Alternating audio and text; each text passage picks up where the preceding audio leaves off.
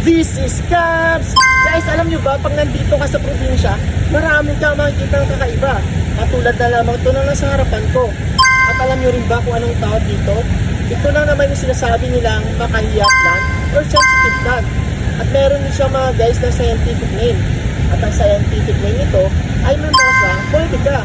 O diba mga guys, amazing yung pangalan niya. So bakit tinatawag siyang makahiya? Makahiya mga guys, dahil kapag ginawa kami yung daon nila, yung katulad nito, ay kusa siyang titiklop. O kaya naman, kusa siyang mahiya. Hindi katulad sa mga taong nangutang sa atin, kapag sinisingil, mukhang walang hiya. Charot po yun mga guys ha. So balik tayo sa topic. Yun na guys, na sinasabi ko sa inyo kanina, na kusa siyang titiklop o kaya naman mahiya dahil sensitive plant nga siya. At the same time mga guys, alam nyo ba pag ganitong oras na nakikita nyo ngayon, di ba tumiklop na yung mga tao nila o kaya naman pagsapit ng gabi, kusa sila tumitiklop. Alam nyo ba kung bakit?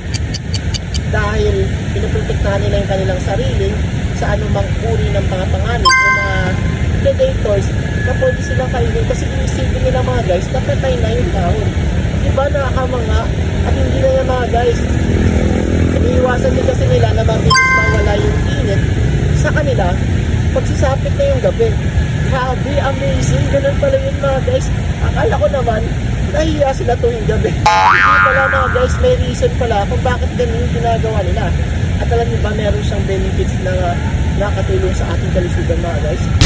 Ayun mga guys, una, nakatulong silang pagalingin yung ating sugat pag meron tayong pasa o kaya naman namamaga yung buto natin. Pag meron tayong problema sa digestive natin, digestion, nakakatulong din sila mga guys. At the same time, pag naghirap tayo sa matulog, di ba? Naghirap tayo matulog sa gabi, nakakatulong dito. Grabe mga guys, at hindi lang yan mga guys. Ang dami pa pwede pa na itong magamot sa atin. Inaakala natin dati na walang silbi. Ngayon, may silbi pala siya mga guys. At ito pa yung pinakamatindi mga guys. Tumutubo kasi ito sila kahit saan.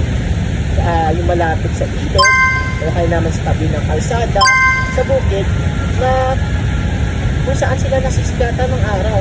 Grabe, ibang klase yun mga guys, pero wait, there's more.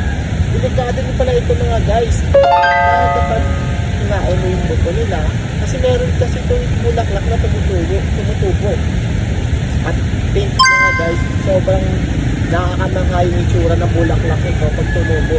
Tapos pag nakain naman kasi natin yung seeds nito o yung buto, maaari tayong malason dahil naglalabas siya ng toxic amino acid o yung tawag natin menocide. Kaya delikado siya mga guys. Yung mangyayari kasi sa atin yung mga guys, may possible na magkakaroon tayo ng hair loss. Yung akala nating benefits na yung makuha natin, yung mga healthy benefits na makuha natin, hindi pala mga guys, may mga masamang epekto rin pala na pwede mangyari sa atin kapag mali yung process na ginawa natin. Dahil yung tamang process ito mga guys, yung dahon kasi nito o cut or stem, ang gagawin natin is linisan natin siya para magawang tsaa at panguluan na natin sa mga guys ng 10 to 15 seconds bago inumin. At isang process pa mga guys, no, yung panggamot naman natin sa ating sugat, yung dahon naman ito, durugin lang natin at yun yung pangtapan natin sa mga sugat natin o kaya naman namamaga. O diba mga guys, nakakamanga, this is Marlon Cubs na nagsasabing hindi lahat ng makahiya ay nahiya. Yung iba, nakapalang mukha. So, joke lang po. Ingat!